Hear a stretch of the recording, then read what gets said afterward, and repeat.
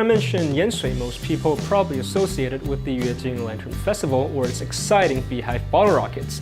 In fact, these have become must-do items during the Chinese New Year celebration. But besides the Lantern Festival and the beehive bottle rockets, Yansui is a historic town filled with old stories and alleyway delicacies. Let's go discover the story of Yansui together.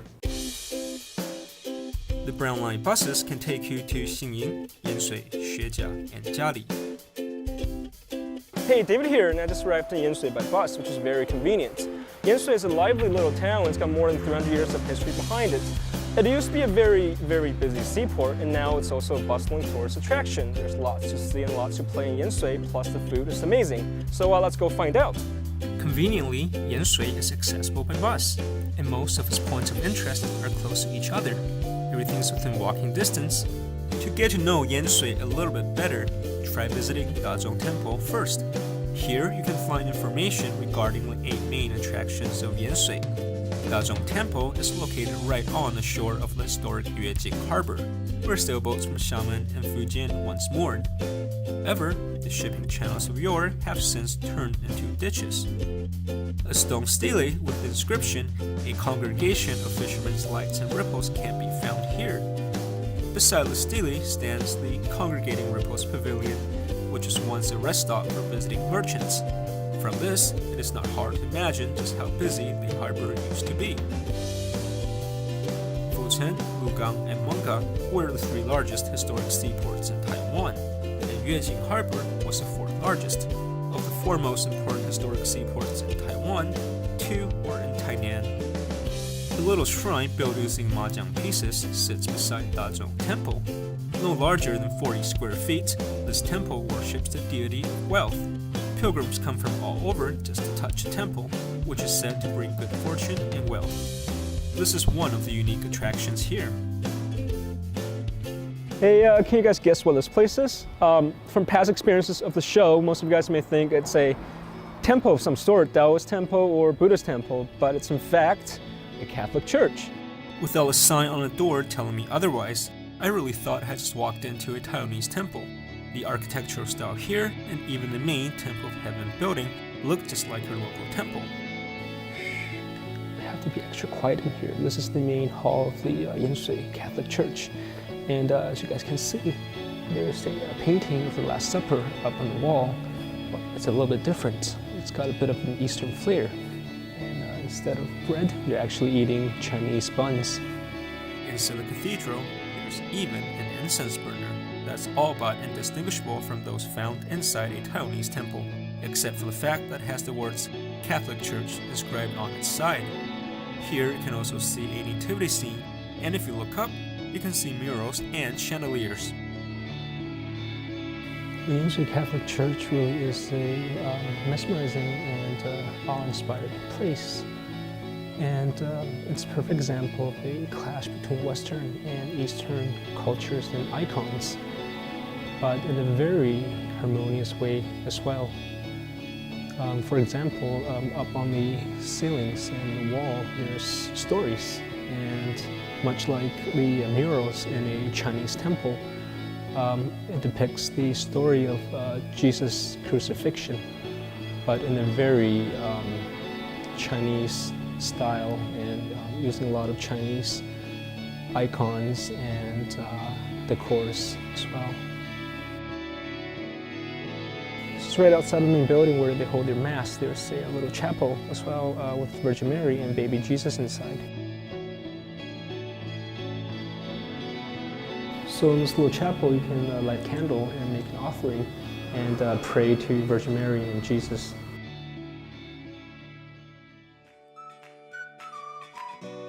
The old buildings and alleyways of Yansui are very intriguing, and the historic Qiaonan Old Street is very well preserved.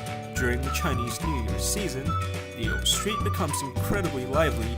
There's even the 100-year-old blacksmith shop on the street. Let's go see what it's all about. So I'm just walking along the Qiaonan Old Street, and I have to bump into a very old blacksmith shop, and apparently it's a few centuries old. And rumor has it that there's a very old master inside, so let's go pay him a visit. Right now we're with the owner of a very ancient blacksmith shop along the Qiaonan Old Street. 好，给你好。So this blacksmith shop looks like it's got a lot of history and it looks very, very ancient. So how old is this blacksmith shop? The shop has been passed down for 6 generations. The current owner is the 5th generation blacksmith. Back in the days, in addition to blacksmithing, they also produced and supplied raw materials. Because of this, many blacksmiths in the area actually had to come to the old street just to stock up on supplies. So I know there are a lot of different products when it comes to blacksmithing, but can you give us an example? So how long would it take for you to make a knife, such as a cleaver?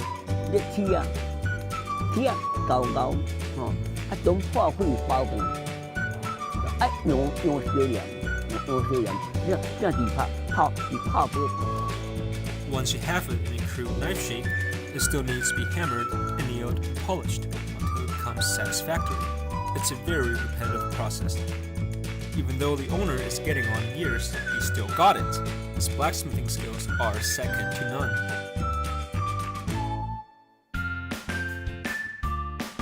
Yanshui has so much more than just egg noodles. There are other fantastic food worth lining up for. Let's go have a taste. Hey, it's snack time again, and right now we're in a very special snack shack in Yanshui, and this is the owner of the snack shack. 老板你好。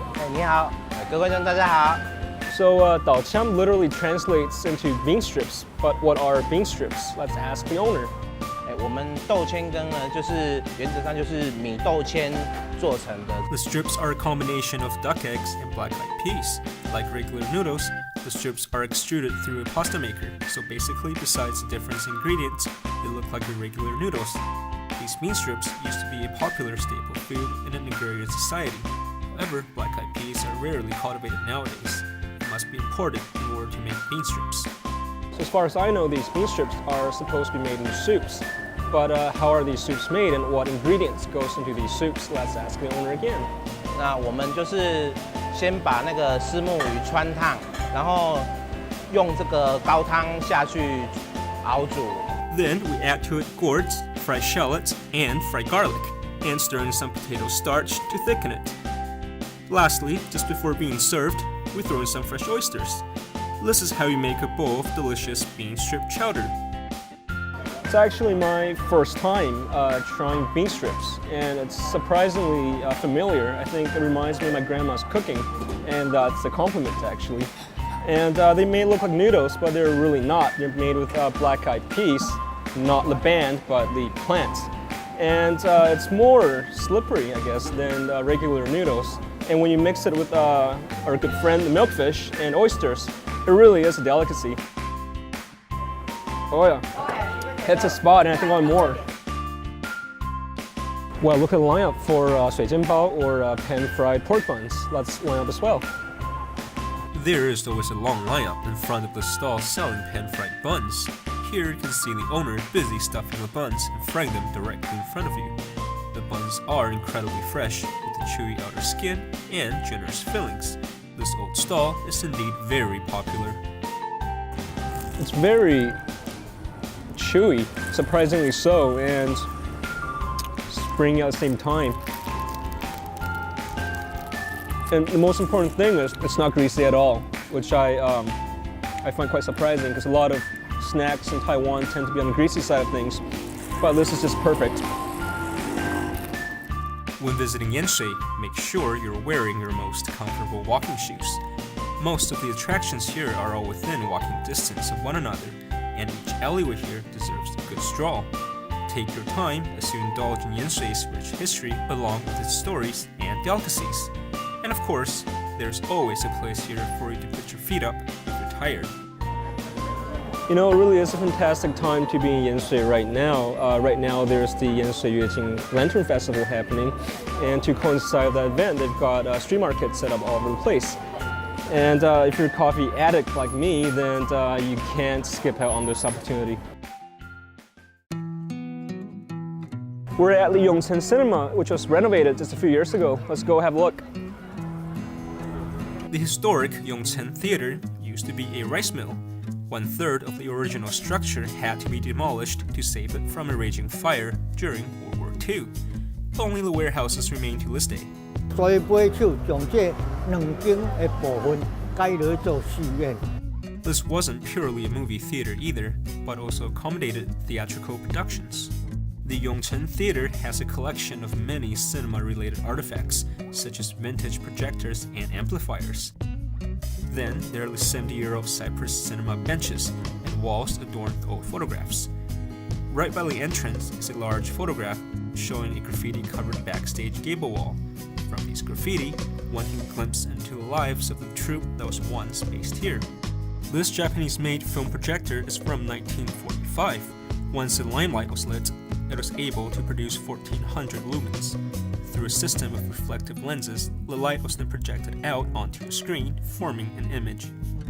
影片咧做的时阵，经过胶卷，过这镜头，到这银幕，这款影机咧走的时阵，1秒钟走16个画面，这是视觉暂留。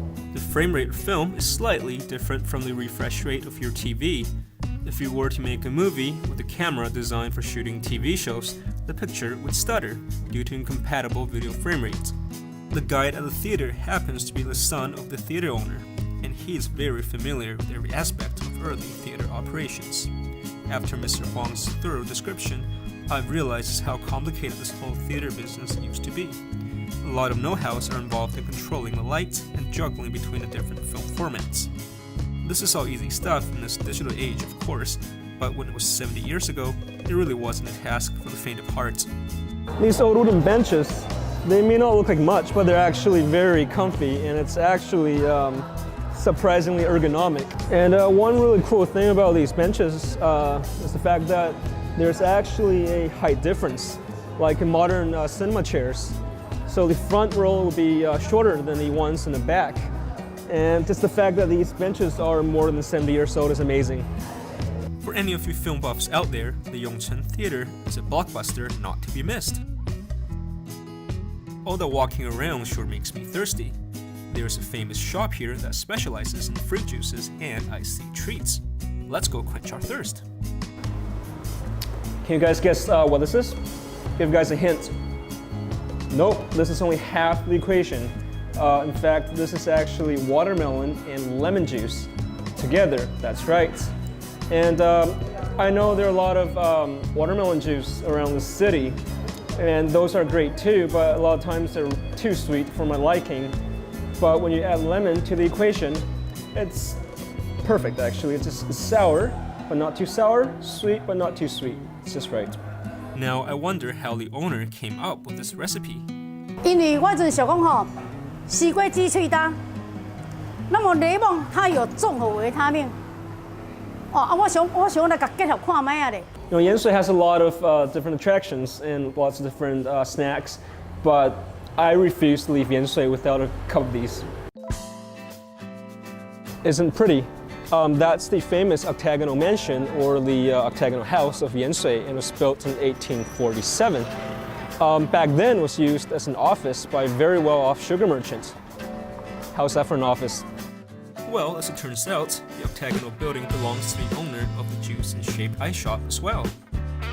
欢迎大家来八角楼八角楼就是我的老祖先叶氏生所经营、所建造，我是第5代。The octagonal building was largely built using mortise and tenon joints. Simply sliding out the tenon allows the removal of entire doors and windows. Latticework adorns the upper window panels, allowing light to pass through. The panels are not carved directly from wood, but composed of intricate wood joints fitted together by hand. From the outside, it's difficult to see the inside of the building, but everything outside is visible from the inside. 你来看咱这个100吨的塔门，够紧，做处理，这一个榫头，你看咱甲开咧。You know, this very intricate shutter. It's actually got a very ingenious system. Check this out. That it opens up, and when you close it, it shuts down.